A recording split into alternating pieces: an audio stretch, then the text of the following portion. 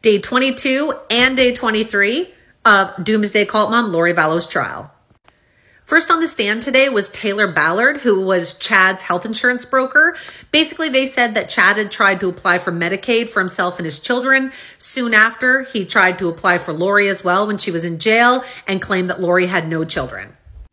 Angela Yancey took the stand next. She works in payroll at the school district Tammy worked for. She says in 2019 that Tammy and Chad both signed an increase to Tammy's life insurance, and Tammy chose to go with the maximum plan. She also says that Chad came in to request this money just 2 days after Tammy died.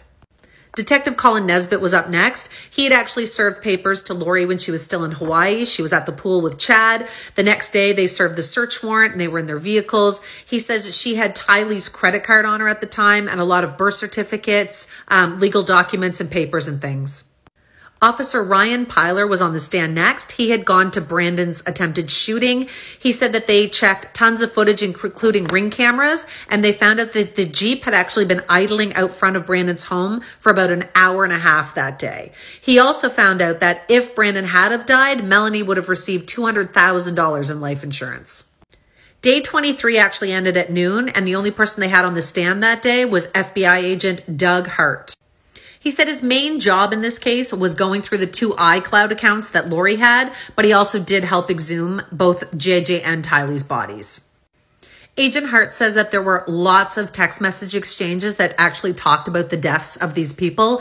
He says that they were referred to as obstacles, and he's talking about Charles, Tammy, Tylee, and JJ. He also shared a text exchange between Lori and her niece Melanie. It was done on July 9th of 2019. Lori says to Melanie, "They have an elaborate plan. I'll call you soon." Melanie replies back and says, "I could take all the babies with me and drive and take our stuff." And Lori replies, "You can't go at all. We both need to stay here to defend ourselves."